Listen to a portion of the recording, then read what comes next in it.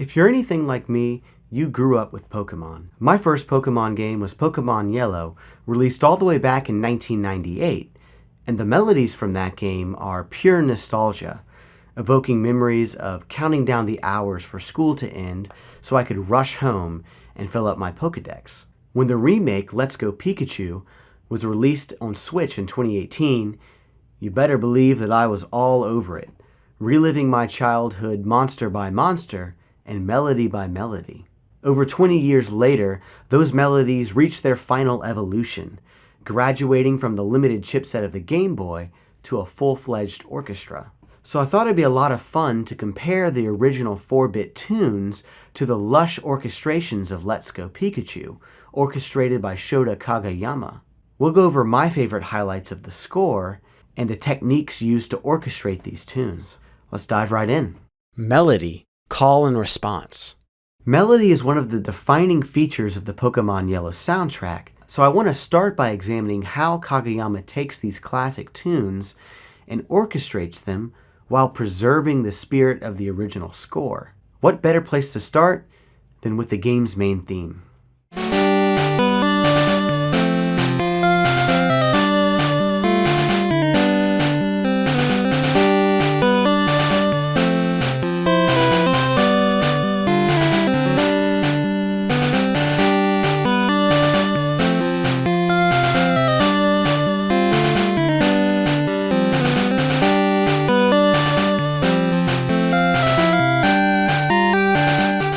I chose to highlight the melody and counter melody in Pokemon Yellow's main theme because there's an interesting call and response between the two.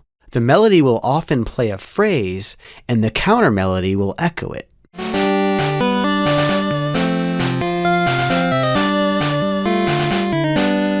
You'll also notice that the two melodies have very similar timbres. That's because, of the 4 voices available on the Game Boy, the melody and counter melody actually use what's called a pulse voice. In Michael Steil's The Ultimate Game Boy Talk, he explains what exactly a pulse voice is. The other two here, the 2 pulse registers, the 2 pulse voices, they're very similar. All these bits are the same and behave the same. You cannot specify a waveform here. The waveform is kind of fixed. It's always a pulse, meaning low and high in different ratios. And these 2 bits determine the ratio between low and high.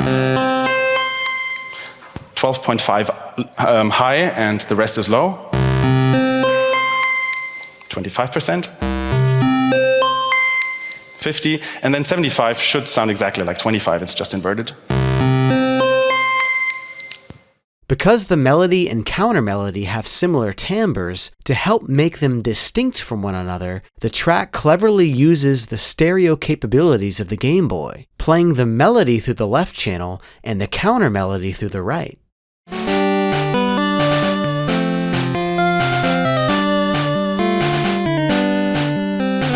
Let's check out how Kageyama handles this melody and counter melody in Let's Go Pikachu.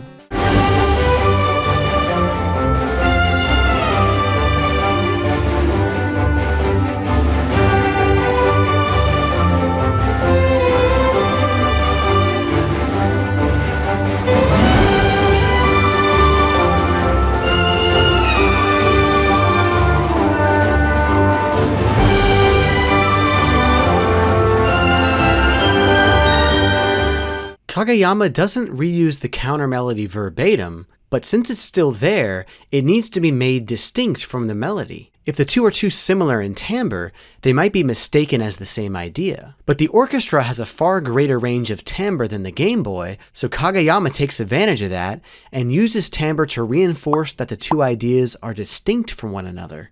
The melody plays on the strings, and the counter melody plays on the clarinets,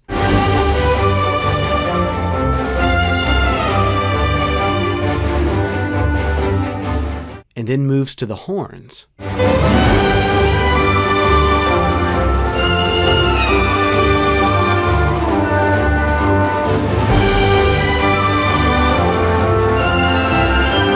Kageyama's use of timbre to distinguish between the call and response highlights an important tenet of orchestration. Timbre is a powerful orchestral tool, and you can use it to color your melodies and to distinguish ideas from one another. Orchestrate for the moment. Many of Pokemon Yellow's melodies range widely in mood, from the more intimate and nostalgic Pallet Town theme to the more intense gym leader theme that plays when you're battling it out for a badge.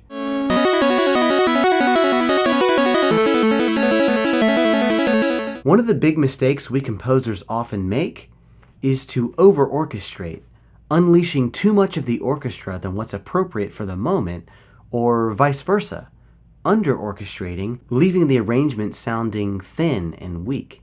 It can be a really difficult balance to strike, especially when you're trying to juggle that with preserving the spirit of the original soundtrack. Orchestrate improperly, and it may no longer sound like Pokemon at all. Let's check out how Kageyama juggles this with the Pallet Town and Gym Leader themes.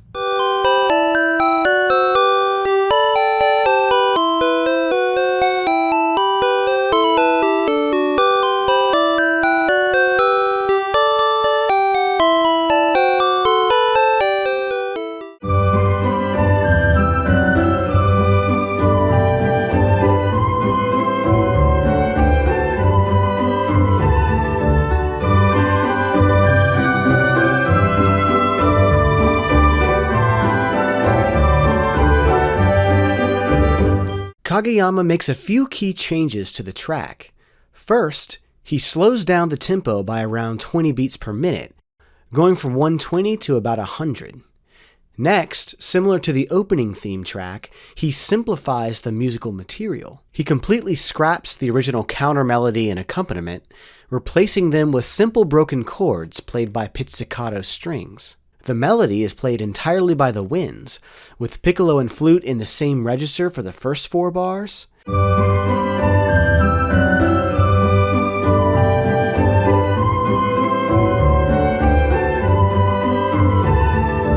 Then the rest of the winds joining in on the final 4 bars.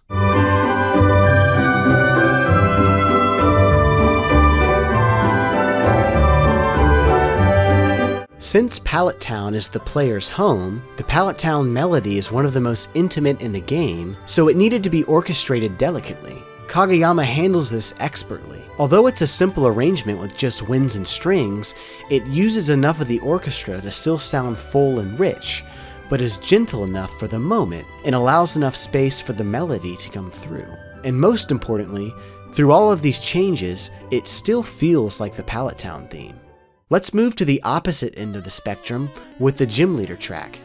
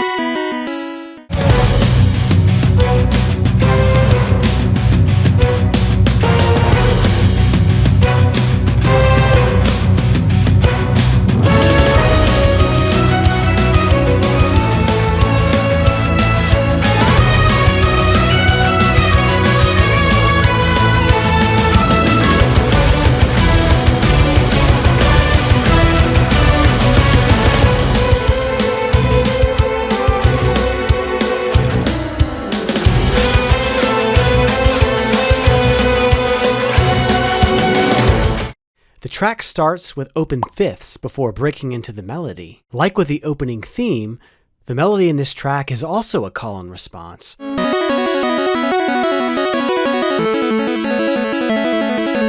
Beneath the melody, there is an ostinato that continues driving the track forward.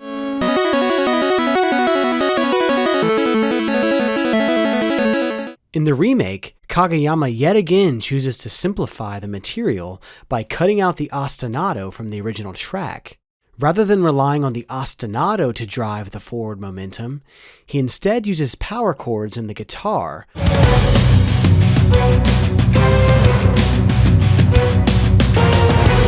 along with a drum kit and timpani.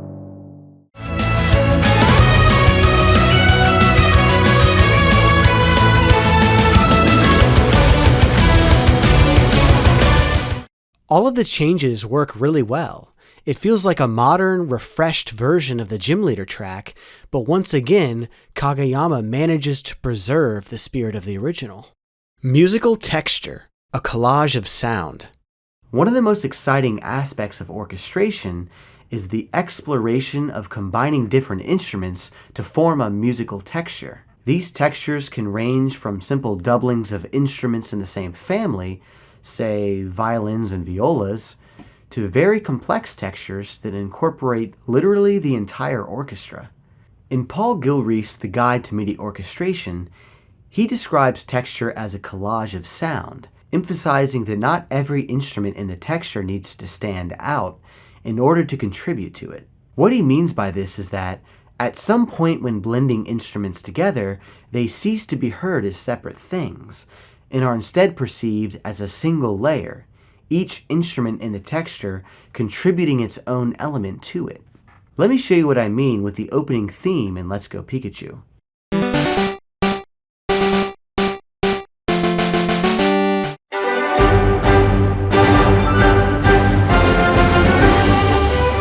Those opening bars are just a glorious sound.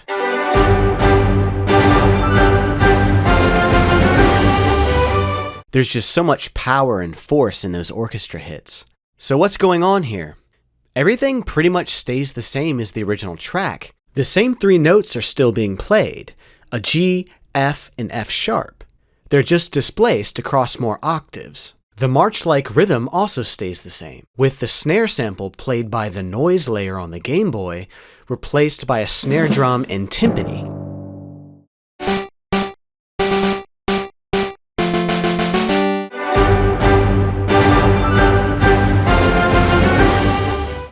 Although you might be able to pick out some of the different elements of this texture, like the snare drum or the strings, the orchestra blends so well together, it's really a great example of this idea of the collage of sound. You hear it as a single layer, a massive, powerful one, but a single layer nonetheless.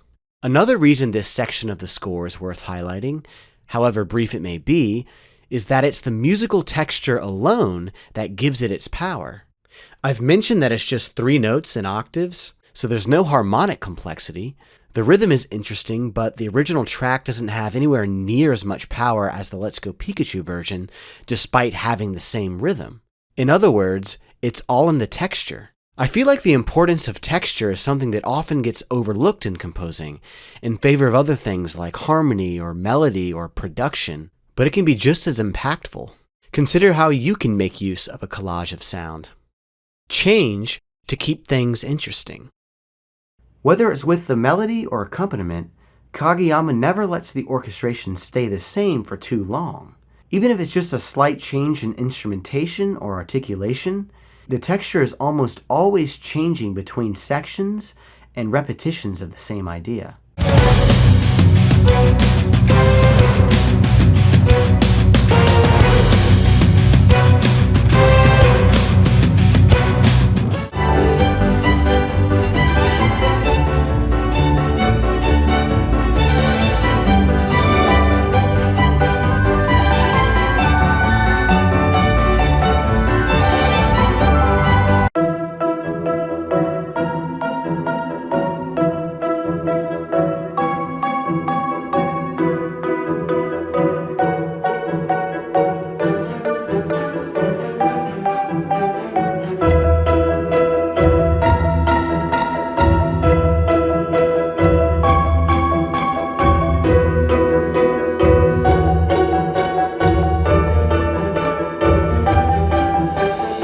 This is another important tenet of orchestration, or really of composition in general. The longer things stay the same, the less interesting they become. Of course, different people and different styles of music have different answers about how long things can stay the same before they become uninteresting, or even about what's interesting in the first place.